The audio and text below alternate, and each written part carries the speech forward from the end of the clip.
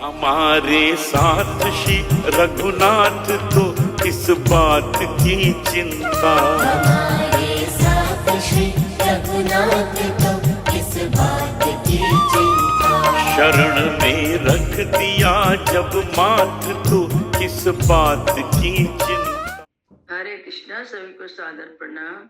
ओम अज्ञानातिमिरन्धस्य ज्ञानाञ्जनशलाकया चक्षुरुन्मीलितं येन तस्मै श्री गुरुवे नमः। नमो विष्णुपादाय कृष्णपृष्ठाय भूतले श्रीमते भक्ति वेदांत स्वामिनीति नामने। नमस्ते सरस्वते देवी गौरवाणी प्रचारिणे निर्विशेष शून्यवादी पाश्चात्य तारिणे। हे कृष्ण करुणा सिंधु दीनबंधु जगतपते गोपेश गोपिका कांता राधा कांता नमस्तुते। तप्त कांचन गौरांगी राधे वृंदावनेश्वरी विश्वानुसुते देवी प्रणमामि हरि प्रिय। हरे कृष्णा कृष्णा कृष्णा हरे हरे, हरे राम राम राम हरे हरे। शीला प्रभुपाद की जय। रामं लक्ष्मण पूर्वजं रघुवरं सीतापति सुंदरम काकुत्स्थं करुणामयं गुणनिधि प्रियं धार्मिकं राजेन्द्रं सत्यसंधं दशरथ तनयं श्यामलं शांतमूर्ति वंदे लोकाभिरामं रघुकुल तिलकं राघवं रावणारे। दक्षिणे लक्ष्मणो धन्वी वामतो जानकी सुभा पुरतो मारुति यस्यातं नमामि रघुत्तमं। रामाय रामचंद्राय रामभद्राय वेदसे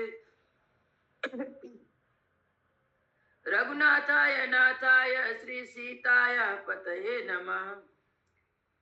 सियावर रामचंद्र की जय, पवन सुत हनुमान की जय, वाल्मीकि रामायण की जय।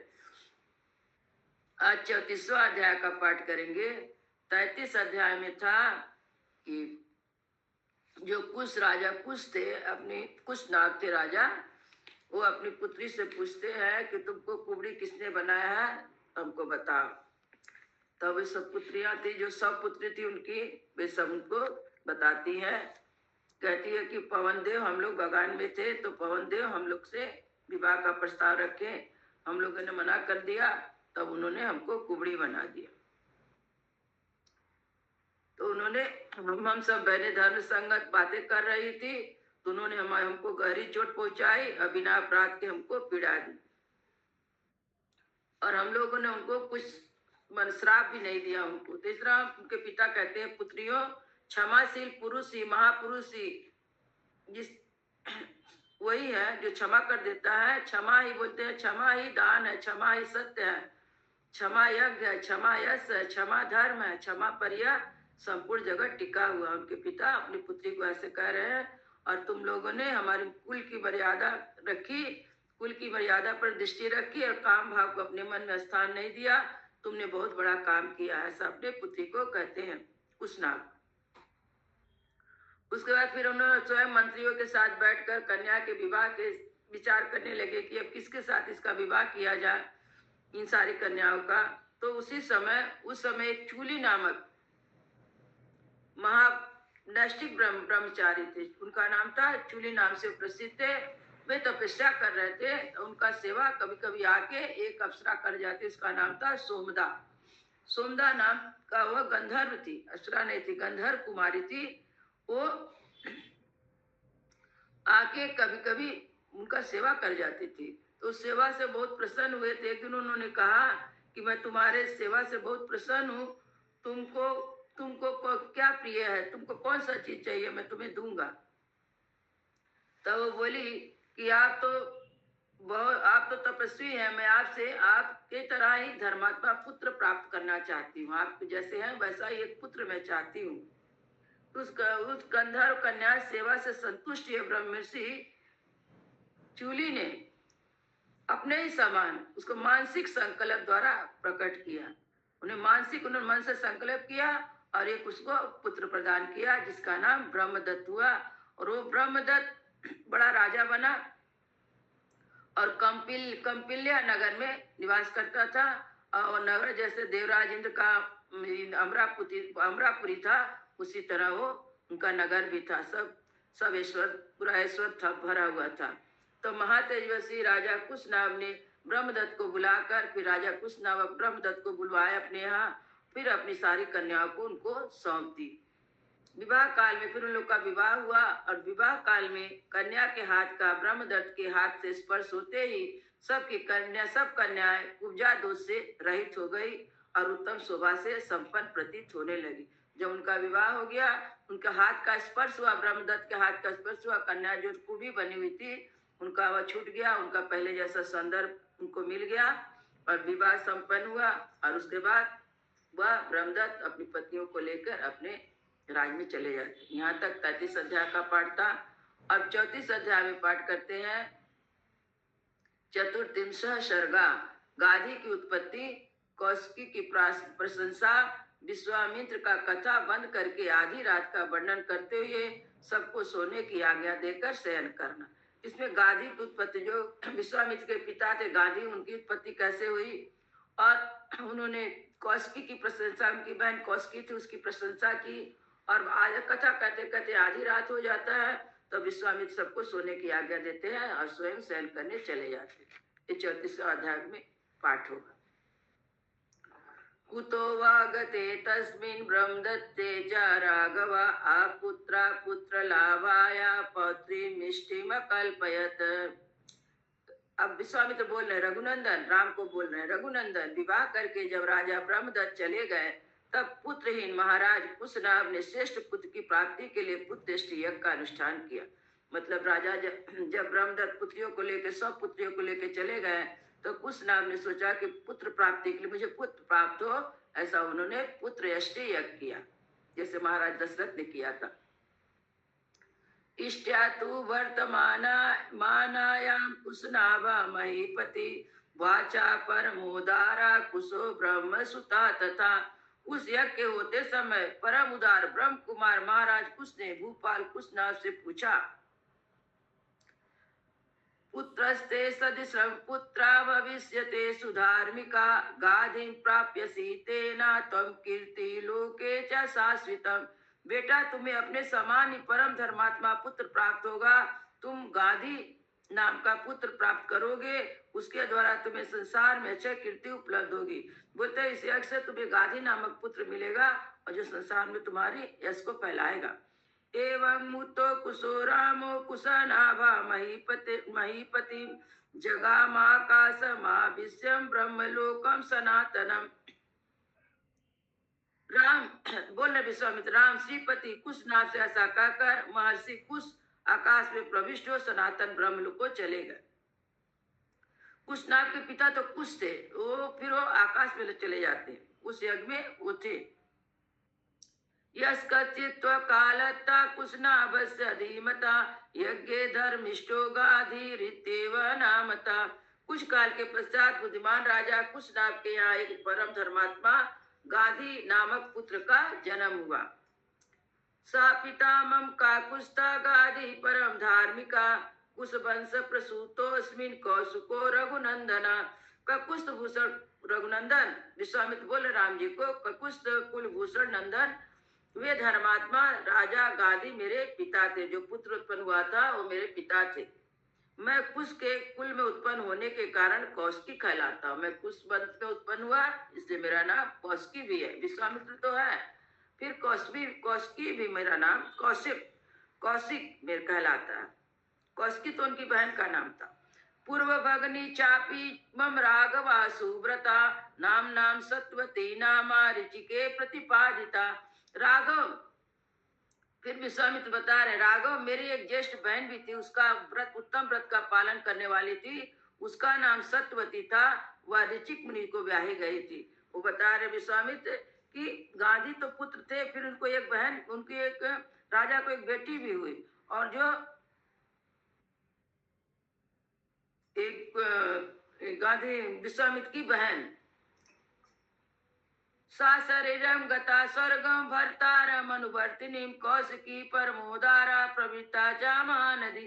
अपने पति का अनुसरण करने वाली सत्यवती, उसका नाम सत्यवती था और ऋचिक मुनि से ब्याही गई थी। वो अपने पति का अनुसरण करने के कारण स्वर्ग लोक को चली गई। वह परम उदार महानदी कौशिकी के रूप में प्रकट होकर इस भूतल पर प्रभावित होती है। मतलब वह कौशिकी आकाश में और स्वर्ग लोक में गई, वहां से फिर वह नदी बन गई, कौशिकी नदी बनकर इस धरती पर प्रभावित होती है। इनका विश्वामित्र का नाम कौशिक और उनकी बहन का नाम कौशिकी।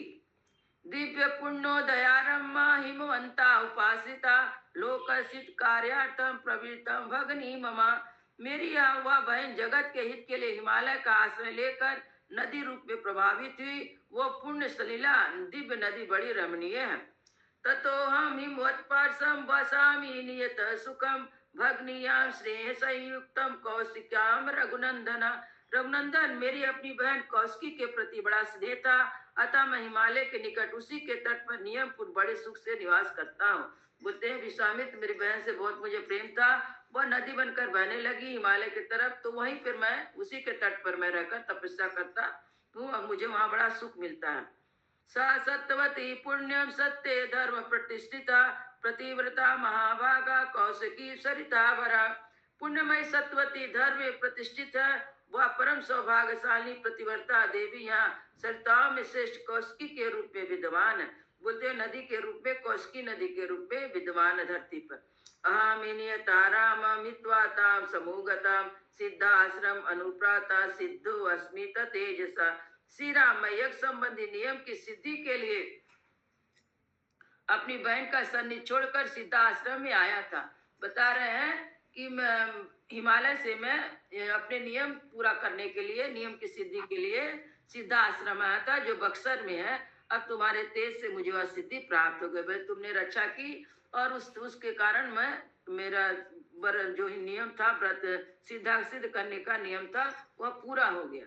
ऐसा राम उत्पत्ति स्वयं वंशया कीर्तिता देशसी महाबाहो यन्माम तम परीक्षसी। महाबाहु राम, तुमने मुझसे पूछा था, उसके उत्तर में मैंने तुम्हें सोलभद्र तटवर्ती देश का परिचय देते हुए अपनी तथा अपनी कुल की उत्पत्ति बताई है। विश्वामित्र बता रहे राम जी को। गतो अर्द्राते काकुस्तम कथा कथयतो ममा निद्रा ममेति भद्रम ते मा भूत विघ्नो अध्वनिहना। काकुस, मेरे कथा कहते कहते आधी रात बीत गई है, अब थोड़ी देर नींद ले लो, तुम्हारा कल्याण हो। मैं चाहता हूँ कि अधिक जागरण के कारण हमारी यात्रा में विघ्न ना पड़े। निष्पन्दस्तव सर्वे निलीय बिगर प्रचिड़ा नेशेन तम सा व्याप्तम दिशा रघुनंदना। सारे वृक्ष निष्कम जान पड़ते हैं, इनका एक पत्ता भी नहीं हिलता है, हिल रहा है। पशु पक्षी अपने अपने वास स्थान में छिपकर बसेरे लेते हैं। रघुनंदन, रात्रि के अंधकार से संपूर्ण दिशाएं व्याप्त हो रही हैं। सैनेहि विसृजते संध्या नभो नेत्रेरिवावृतम नक्षत्र तारा गहनम ज्योतिर्वीरभवासते।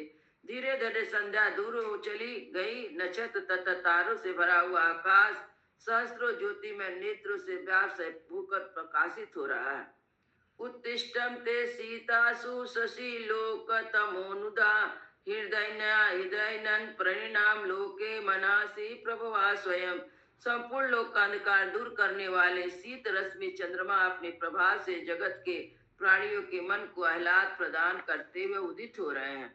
नैशानि सर्वभूतानि प्रचरन्ते तत्तथा यच्चराचर संगासा रौद्रश्चापि सीतासना। रात में विचरने वाले समस्त प्राणी यक्ष राक्षसों के समुदाय भयंकर पिशाच इधर उधर विचर रहे हैं। एवं मुक्ता महातेजा वीर राम महामुनि साधु साध्वती ते सर्वे मुनियो ही अव्य पूजयन। ऐसा कहकर महातेजस्वी महामुनि विश्वामित्र चुप हो गए। उस समय सभी मुनियों ने साधुवाद देकर विश्वामित्र की भूरी भूरी प्रशंसा की। कुशिका नामयम वंशो महान धर्म परा सदा ब्रह्मोपमा महात्माना कुशा वंशया नरोत्तमा। कुश पुत्रों का यह वंश सदा ही महान धर्म परायण है। कुश वंशी महात्मा श्रेष्ठ मानव ब्रह्मा जी के समान तेजस्वी हुए हैं। विशेषणा भावने विश्वामित्र महायसा कौशिकी सरिता श्रेष्ठा कुलोतयोत करितवा। महायशस्वी विश्वामित्र जी, अपने वंश में सबसे बड़े महात्मा आप ही हैं। तथा सरिता में श्रेष्ठ कौशिकी ही आपके कुल की कीर्ति को प्रकाशित करने वाली है। मुदिते हि मुनि शार्दूले हि प्रशस्त कुशिकात्मजा निद्रामुपागमाच्छेदमानः तद्गतम् इवांशुमान्। इस प्रकार आनंदमन हुए मुनिवर द्वारा प्रसन्नचित्त श्रीमान कौशिकी मुनि अस्त हुए सूर्य की भांति निद्र लेने चले गए। रामोऽपि सह सौमित्रा किंचित गत विस्मया प्रशस्या मुनि शार्दूलम निद्रा समुपसेवते। यह कथा सुनकर लक्ष्मण सहित श्री राम भी कुछ विस्मय हुआ। वे मुनि से विश्वामित्र की सराहना करते हुए नींद लेने लगे। इत्यर्थे श्रीमद् रामायणे वाल्मीकि आदि का बालकांडे चतुर्दश सर्गा। इस प्रकार श्री वाल्मीकि निर्वृतास रामायण आदि का के बालकांड में 34वां सर्ग पूरा हुआ। मंगल भवनय मंगल हारी द्रवहु सुदशरथ अजिर बिहारी। राम सिया राम जय जय राम। राम सिया राम जय जय राम। सियावर रामचंद्र की जय। पवन सुत हनुमान की जय। सब भक्तन की जय। सब संतन की जय। जय जय सीताराम।